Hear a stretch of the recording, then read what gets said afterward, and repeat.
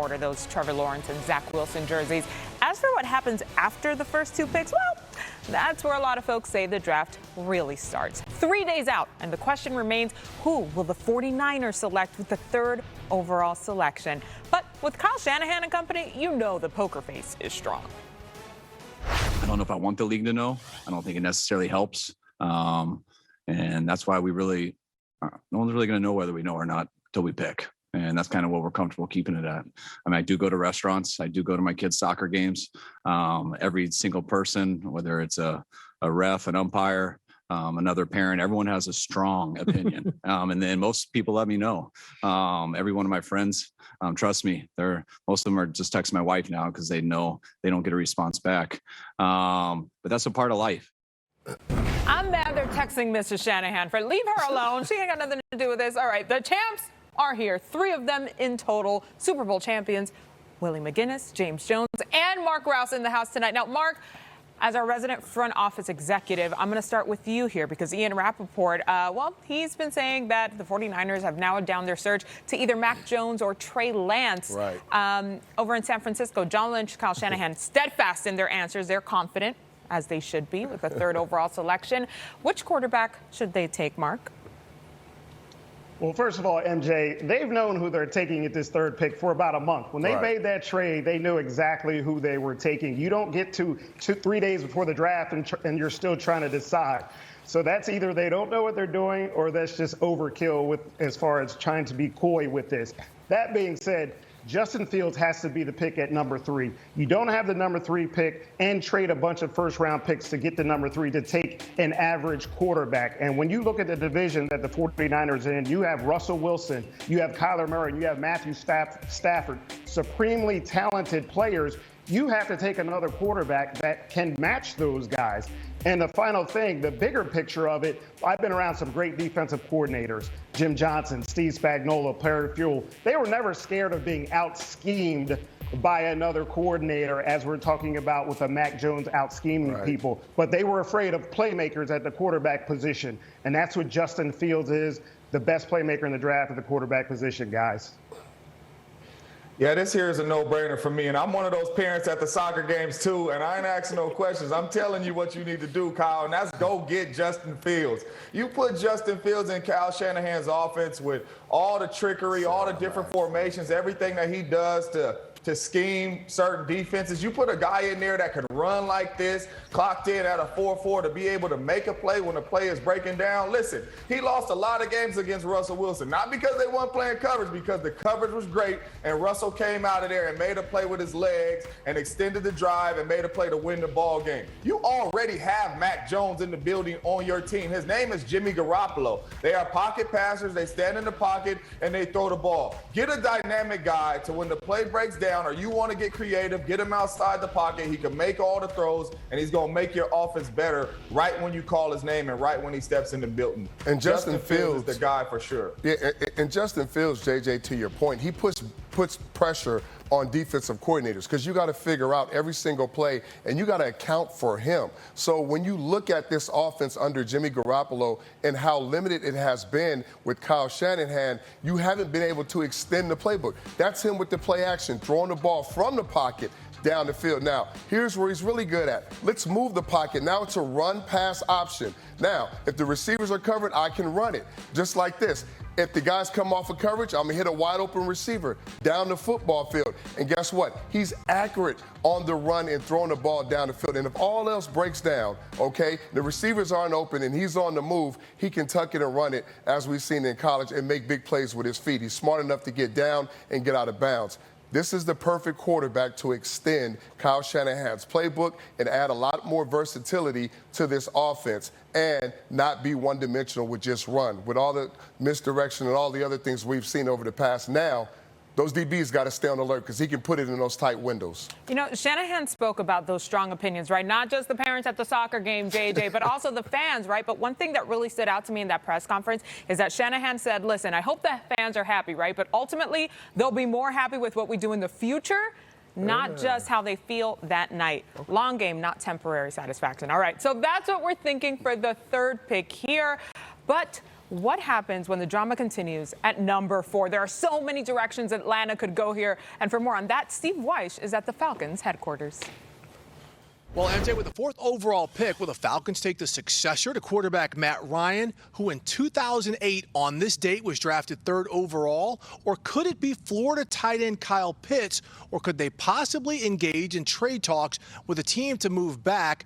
We do know, I have been told that there have been conversations. We don't know is if there have been anything substantive yet. In regards to quarterback, the 2 quarterbacks on the Falcons' radar are Justin Fields and Trey Lance. But what we don't know is if their targeted quarterback would even be available when they pick at 4. So let's take a look at Pitts. He is what some people consider to be the best player in this draft. He can block, and he is a versatile receiving threat, and he fits what head coach Arthur Smith likes to do with multiple tight ends, and he could be more valuable than ever, especially as a receiver, should Atlanta opt to trade wide receiver Julio Jones. MJ? All right, Steve Wyche, thank you. Listen, the Falcons have a new GM, a new head coach, Willie. Yep. Is it time for also a new QB? Absolutely not. And I think the reason why is you mentioned it. So follow me as I talk about this right here. Jamar Chase, he's the guy for the Atlanta Falcons. Why? Because he's a 2021 version of Julio Jones. Now, you keep Matt Ryan in place. You add another weapon like Jamar Chase, who can run routes. He's very physical, run after catch. He's one of those guys that's one of the best in the game at route running. His size, and he's durable. He's consistent. He'll stay on the football field. Now, there's been talks about Julio Jones being traded all day. It won't happen before the draft because they'll take a big hit on the cap, okay, over $23 million. Now, if this happens after June 1st, now you're talking. So now you could do a pre-draft probably deal and negotiate something where there's draft picks and you could trade Julio Jones after the 2nd, and then it makes sense because now you can get a lot of picks and you get your receiver, you get a new and improved and younger and more durable Julio Jones and Jamar Chase, and you could also have more picks for your defense and to build a better team. So I think that's the pick. Uncle Willie, did you just compare Jamar Chase to a Jones? Did you compare him 2021 to Julio Jones? Oh my goodness, I wish we had 10 more minutes for this segment. But listen, I agree with you. They should not go with a successor. You do not want to get a quarterback when you have a guy like Kyle Pitts sitting right there waiting for you. And you're right, they will take a big hit. So it is no trading Julio Jones probably this season. So you're able to get this guy right here, Kyle Pitts, to go with Calvin Ridley, Hayden Hurst, and the man, Julio Jones. This offense right here, Matt Ryan is juiced up. He's probably out there throwing right now if they draft this dude because they know that this is the guy right here that could take their offense to a whole nother level and really put a whole lot of pressure on defense with so many different formations and personnels that they could get into. This is the guy. But I'm going back to Uncle Willie. You just compared Jamar Chase to Julio Jones, Uncle Willie. Ooh-wee. JJ, I'm just saying he's a 2021 version. Big, fast, strong, great route runner, run after catch and all those different things. We know there's one Julio Jones, but if you plan on moving away from a guy who's been in the league for a while, has been through some injuries and missed a lot of games, this is a perfect fit to put in his footsteps. Yeah, you woke me up, Uncle Willie. I too. Halfway sleep over here. You woke me up. I too wish we had 10 more minutes for this segment, but it's only an hour show, guys. For what it's worth, because the question was, should they go for a quarterback? Matt Ryan hasn't dipped below 4,000 passing yards since 2010. It's been a minute. But as we know, fellas, nothing happens in a vacuum, especially when it comes to the draft. So depending on what the Falcons do at 4, there will be a domino effect in the draft. Here is where the top 10 stands right now. So could a QB-needy team trade up potentially? Time will tell. All right, let's bring in NFL media insider Ian Rappaport and Mark Ross into the conversation. And guys, let's add this to the mix because Tom Pelissero said today the Patriots are looking to move into that top 10. Specifically, they're watching QB Justin Fields. Yeah, I don't think they're alone in looking to move up if the Falcons don't take a QB. So, Ian, what could the ripple effect be here? MJ, this really is where it's going to get fascinating because if the Falcons take a position player, presumably Kyle Pitts, they do everything tight end from Florida, then you're going to have 2 quarterbacks available at number 5. And that certainly increases the likelihood that, 1, someone's going to trade up for a quarterback right around there, possibly 7, possibly 8 would be a sweet spot for a trade there. The Denver Broncos have done a lot of quarterback work. That would be a possibility. But that does make you think that 1 quarterback will slide out of the top 10. And all of a sudden, that starts to happen. It gets in reach for teams like, let's say, the Patriots probably wouldn't have to give up a first rounder to go from maybe 15 to 10 or 11. The Washington football team, if it was the right quarterback, they could come up as well. I would say the Chicago Bears, who have Andy Dalton right now as their starter, they would be a possibility. What about the Steelers? They have no quarterback for the future. Could they move up? Probably not, but maybe under the right circumstances. A lot of possibilities here at 4.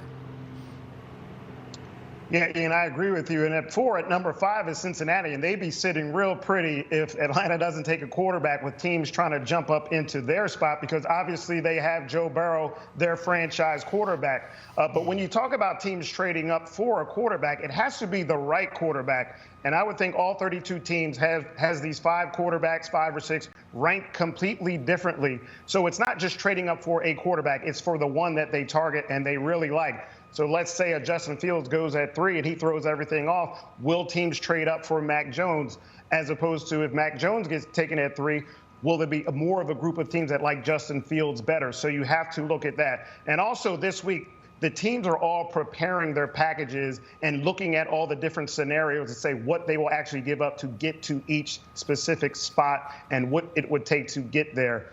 So they're ironing that all out. And also we talk about situations that may never remotely happen. You're even talking about, hey, what if Trevor Lawrence isn't taken at number 1 and he's at number 2? What do we do? So teams, they iron every single detail out, even ones that seem unlikely, and that's what they're doing right now.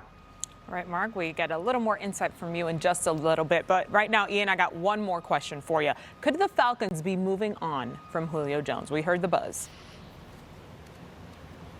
Yeah, there is some buzz, no doubt. Teams have been calling the Atlanta Falcons about potentially trading for Julio Jones. And based on my conversations today, I would describe it as far as possibly happening this week, unlikely but not impossible. They would have to do a deal that would be executed officially after June 2nd. But theoretically, what the Falcons could do, if they get a really premium pick, if they get the right offer, they could work out a deal now based on next year's draft picks. Not this year, but next year. Have an agreement in principle here. Both teams will move forward, then execute the trade June 2nd, just so the Falcons could absolutely do it cap-wise. It is something that obviously we will be watching in the days going forward. Again, unlikely, but not impossible. All right, with the draft stage right behind him in Cleveland. Ian Rappaport, thank you. All right, let's get you to some movement in the top 10. DJ still has Trevor Lawrence, tight end Kyle Pitts, and receiver Jamar Chase as his top 3 prospects. Trey Lance is ahead of Justin Fields and Patrick Surtain. He moved up a spot to number 9. As for the biggest moves, though, DJ has Ole Miss wideout Elijah Moore going from 38 to 26. LSU's Terrace Marshall Jr., he headed the other way, dropping 11 spots to 48. Oklahoma edge rusher Peyton Turner wasn't even in the top 50 in his 3.0 mock drafts, and he takes the 42nd spot in the top 150.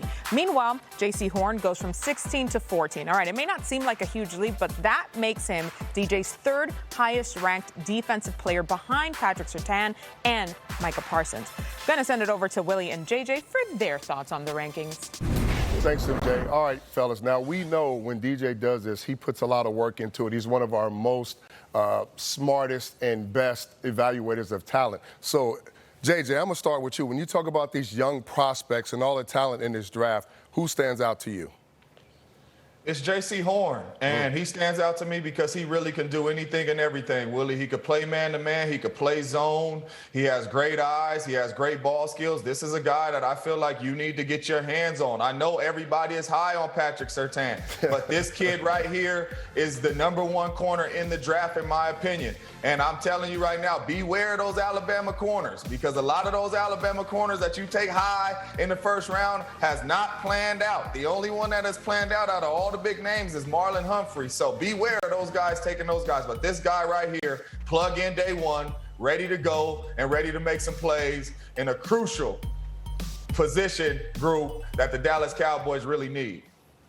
JJ, leave my guy Patrick Surtain alone, man. I coached that kid. He's a beast. All right, he's going to set a new trend for the Alabama cornerbacks. Now, I hope Mark, so. Now, Mark, when you look at this talent, and I've been like kind of studying a lot of these players, it's a lot of unproven talent in this draft, a lot of potential, a lot of upside for a lot of these young players. And when you evaluate this type of talent from guys who haven't played a lot of games, that's been injured, and you don't have a big sample size, but the talent just jumps off the charts. How do these guys jump in the first round, and what type of risk versus reward is it for a GM, a scout, or somebody taking some of these young prospects? Well, Will, you always have to measure the talent versus the production, the workout numbers, the character, the medical. All these factors go into evaluating a player. So this year's group of players, best exemplified, I think, by the defensive ends. If you just look at the top defensive ends, they all have huge question marks, whether it's a Jason Oweh with 0 sacks, whether it's a Kwity Paye with the size. Greg Rousseau took the year off and only had 7 starts. Jalen Phillips has injury history. So you have to factor all those in and say, how much talent do these guys have versus what are their weaknesses and question marks? And I think this year's draft, more so than others, just because you have the year off guys and the guys that took off because of the COVID protocols, that adds an extra layer to the uncertainty that teams have not had to deal with before. The uncertainty's always been there. Teams love as much certainty and information as possible, but it always comes down to what are our critical factors that each team cherishes and holds to say, we're going to put this guy in the first because of his talent versus production versus the medical versus the character and those factors, Willie. I guess that's why it makes this draft so different than all the other drafts. A lot of talent, and I hope to see a lot of surprises and a lot of our young superstars in the future in this league. So we'll see what happens. MJ? Thanks, Willie. Well, a player that has plenty of tape is Alabama running back Najee Harris. Now, despite being Daniel Jeremiah's 20th best prospect, teams are a little skittish about taking a running back that high up. Harris stopped by Good Morning Football this morning to clear all that up. Do you believe you should be a first-round pick, and why, as a running back? Yeah, I think I should be a first-round running back. And like you said, they have devalued the running back position, which is crazy. But, I mean, for a first-round running back, you got to look at a lot of things. I feel like you got to look at, because nowadays it's a passing league. You got to look at, can he catch the ball at the backfield? Can he block? Is he a 3-down back and get you yards in situational football, like, short yardage and stuff like that. And, I feel like I hit up all those things. I feel like I'm the prototypical running back in today's game. Let him know, Najee. All right, still to come, draft picks and draft plans. For the Dolphins at 6 and 18. For the Giants at 11th overall selection. James Palmer is in Jacksonville with the latest. Well, you can tell the buzz here in Jacksonville continues to build. They're erecting a set on the field behind me. They've sold out the number of tickets they're going to have at the stadium twice. It's now up to 7,000 fans that are going to be here when they hear Trevor Lawrence's name called with the number 1 overall pick, in a pick that Jaguars owner Shad Khan reportedly has said is the biggest decision of his lifetime as the Jaguars owner. Now, with the size of this decision, the Jaguars have done everything in their evaluation of Trevor Lawrence. They've used every single Zoom minute that they are allowed to speak with him. Khan has been on Zoom calls evaluating Trevor Lawrence himself. And after they've gone through a very creative process of their evaluation, General Manager Trent Baalke believes that there is not a single negative aspect of their evaluation and calls it a spot where the lines and the stars have perfectly aligned for their pick of Trevor Lawrence. All right, thanks, James. Meanwhile, all signs point to the draft getting spicy at the 3rd pick. So let me welcome in my buddy from the Bay, Mike Yam, is in Santa Clara today. All right, Mike, Kyle Shanahan said today that no one is going to know who they will take at 3 until they pick them. What are you hearing, though? Yeah. Well, kind of the same thing, because both Shanahan and Lynch both indicated that they're saying that a decision hasn't been made just yet. But the one thing is abundantly clear. Lynch said, look, I'm going to defer to Kyle Shanahan when it comes to picking the quarterback because of his offensive acumen, not to mention he is the team's play caller. But the team, they were comfortable at 12. They said, look, we had 5 guys that we really liked in that spot, but by moving up, we guarantee that we get one of the guys that we really love and get our favorite at that spot. Who that favorite is, MJ, that's still to be determined for all of us. What it means for Jimmy Garoppolo at this point, we're not exactly sure. Shanahan had said, with regard to him being on this roster on Sunday, I can't actually guarantee it because I can't guarantee whether or not someone's going to be alive on Sunday, which, by the way, is a fair point. But they love the fact that Jimmy's on this roster right now. They love the fact that they got a guy that they can count on for wins. But MJ, the reality is injuries to 2 out of the last 3 years. That's the reason why they're looking for a quarterback on Thursday night. And that is a valid point. I mean, that big question mark, though, Mike, probably just the way that Shanahan and Lynch want it to be right now. We'll see what happens, though, in about 72 hours. Mike Yam, thank you. Yes. All right, if you want to get your mock draft game on, you can check out NFL.com where you can draft your own simulation courtesy of our friends at PFF. So head over to NFL.com/PFF Draft Simulator. And you know we weren't passing this up, so we're going to go ahead and do our own little mock draft with our former teams. But, guys, you're going to be picking for each other. At first. I like this. Willie, let's start with you and Mark. So that's like the first string here. Who should Mark's Giants take at 11th overall? A desperate need for the New York Giants is a receiver. So I'm going to say Jalen Waddle or Devontae Smith. But guess what, Mark? Neither one of those guys will be there at number 11. So we're going to have to go with a defensive end, Kwity Paye, the kid out of Michigan. Now, I know he doesn't have a lot of production. I think 11 sacks out of 4 years, and his numbers aren't great. But here's an explosive, strong player that can come in and help fortify that defensive front and bring another playmaker, a guy that they can develop that can have production in the league the way they'll use him for the New York Giants. So since we can't get a big-time receiver, we're not going to reach. We're going to take the next best thing, and that's a defensive end for your Giants. Willie, I like the way you're thinking because, as you know, during our Super Bowl runs, I think against the Patriots, we had some playmaking receivers in Plaxico Burress, Amani Toomer, David Tyree, Akeem Nicks, those guys. So if you can't get one of the big-time guys in Waddell and Smith, all right, let's address our other factor where we made our successful was the pass rush, and that would be Kwity Paye. They re-signed Leonard Williams. They have some young guys who haven't really panned out. So I think that would be the perfect fit for them, a guy who is explosive, plays extremely hard, and has super high character. So he kind of checks all the boxes of kind of what they're looking for in that New York Giants defense. So I like it, Willie. Okay. All right, I'm definitely not ever going to question what the actual guy who was in there has to do. But don't forget that the biggest addition this year for the Giants will be getting Saquon back. So with all things considered, don't forget about the quads making their return. All right, JJ, moving on to Willie's Patriots here. What should they do with the 15th overall selection?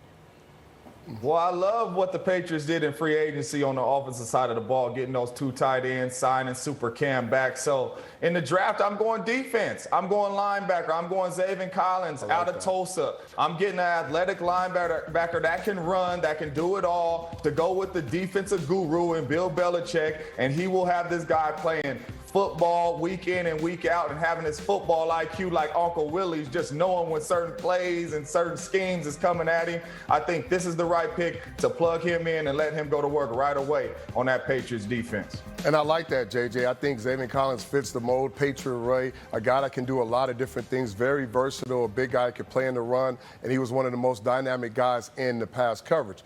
But I don't think the Patriots have to move up to take a quarterback like everybody is thinking. I think the guy that they're looking for is a guy named Trey Lance. Okay, remember, Cam Newton is on a 1-year deal.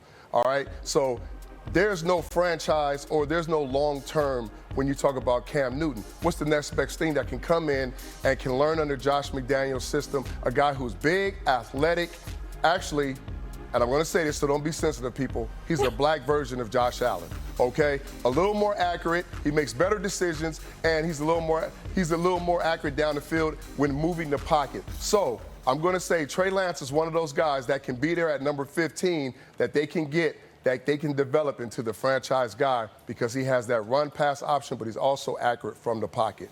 You like that? I like that right there, man. I'm still taking Zaven Collins, but I do like that. Quarterbacks win games, man. Well, receiver won the linebacker. When you see their needs, cornerback, linebacker, defensive line, last season the Patriots were ranked 17th in total defense. So it's the first time since 2003 they were in the bottom half of the league defensively. All right, Mark, what about JJ's Packers? What direction do they go at 29? All right, JJ, at 29, we got to address this defense, and that's with Caleb Farley from Virginia Tech. Some considered coming into the draft process, maybe the best corner, but he does have some back issues. In a typical year, you could bring him into your facility, let your doctors work him over and check him out. We're not able to do that now, so you get possibly a top 10 talent down there at 29 to help your defense, pair with Jair Alexander, one of the best young corners in the league. They re-signed Kevin King, but we know we can't trot him back out there after what we saw in the NFC Championship game. Wow. Okay, JJ, so... And keep in mind now, Aaron Rodgers was the MVP last year and had like the second or third best offense. They can't get much better on the offensive side, but they can get a lot better on the defensive side. You know what? I'm just giving you the reactions that Aaron Rodgers would have gave you, because the defense, he ain't going to catch no balls for me over here on the defense. And I'm still a believer in Kevo. I like Kevin King, man. I'm trying Kevin King out there. I ain't just going to say one bad game, you ain't going out there. But listen, you have to get a pass catcher in the building. Devontae Adams in that Tampa Bay game, when it meant the most, they took him away, they double-teamed him, and another receiver did not step up and make a play. You have to find a way to get some attention off of Devontae Adams. And if you bring in a guy like Terrace from LSU, you have a chance to go out there and get back to where you were and possibly win the NFC Championship because you took pressure off of Devontae Adams and you got AR-12, another pass catcher. He started off with the defense. See, we're back, Willie. The wide receiver asking The for a wide receiver wanted You the get it? linebacker. See? No, but we're back. We ride the ship. So now we're more on brand in your mind there. All right. Mark, I just want to bring some things up in case you forgot literally everything about me. I'm a Miami girl, former Miami Dolphins cheerleader. So I gave that PFF simulator a little spin to see where the Dolphins should take in the first round. Of course, they have those two selections. I got my wish, though. PFF came through. Kyle Pitts was still available there in that mock simulation at number 6. Najee Harris still available at 18. I'll explain why I got those later. But they gave me a B-plus grading there. What do you think, Mark? Well, if you get Kyle Pitts at number 6, that's A+++. You get the most talented player in the draft. In my opinion, a unique, rare player at his position. They'll be dancing. You and your Dolphin fans will be dancing on South Beach if that happens at number 6. Najee Harris later on there. I think he is the best running back in the draft. I don't love the positional value of taking a running back in the first round. They've got some other needs that they could help out Tua, but it is a good pick in respects that you get the best runner, very versatile. It'll add to those two weapons for Tua, which should be really exciting for the Dolphins. So I like it overall, especially since you got Kyle Pitts, the best player in the draft. Wow. Listen, there were edge rushers and a couple of their defensive guys available at 18, but I didn't feel like they were that generational type of defensive player, whereas I think Najee Harris can be one of those game-changing running backs, especially in that offense. That's all I'm going to say, but thank you for the nice grade. He was dead salami. Thank you, Mark. Draft is Thursday. He will be with us. All right, the phrase football is family, it defines our league, but it also defines the journey of one USC prospect who declared for the draft on his grandmother's birthday and carries the legacy of his father's music wherever he goes. The incredible story of Elijah Griffin is next. All right, Mark, what about JJ's Packers? What direction do they go at 29? All right, JJ, at 29, we got to address this defense, and that's with Caleb Farley from Virginia Tech. Some considered coming into the draft process, maybe the best corner, but he does have some back issues. In a typical year, you could bring him into your facility, let your doctors work him over and check him out. We're not able to do that now, so you get possibly a top 10 talent down there at 29 to help your defense, pair with Jair Alexander, one of the best young corners in the league. They re-signed Kevin King, but we know we can't trot him back out there after what we saw in the NFC Championship game. Wow. Okay, JJ, so... And keep in mind now, Aaron Rodgers was the MVP last year and had like the second or third best offense. They can't get much better on the offensive side, but they can get a lot better on the defensive side.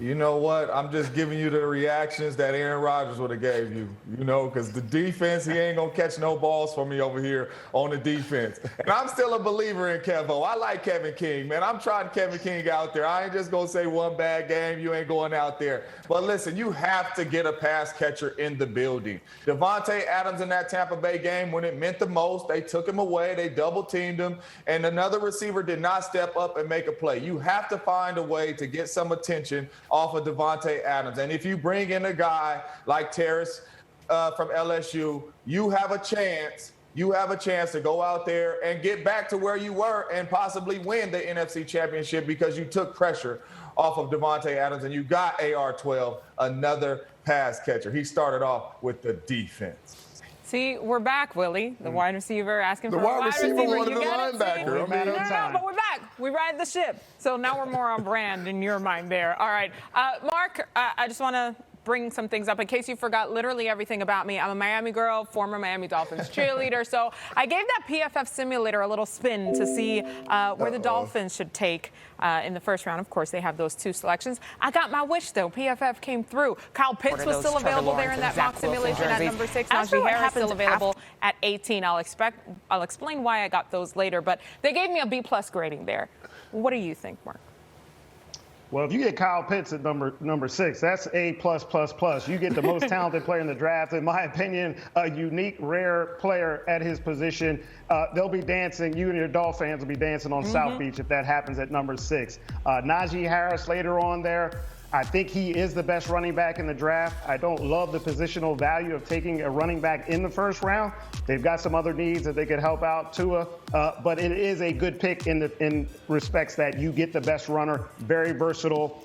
It'll add to those 2 weapons for Tua, which should be really exciting for the Dolphins. So I like it overall, especially since you got Kyle Pitts, the best player in the draft. Wow. Listen, there were edge rushers and a couple of their defensive guys available at 18, but I didn't feel like they were that generational type of defensive player, whereas I think Najee Harris can be one of those game-changing running backs, especially in that offense. That's all I'm going to say, but thank you for the nice grade. He was dead salami. Thank you, Mark. Draft is Thursday. He will be with us. All right, the phrase football is family, it defines our league, but it also defines the journey of one USC prospect who declared for the draft on his grandmother's birthday and carries the legacy of his father's music wherever he goes. The incredible story of Elijah Griffin is next.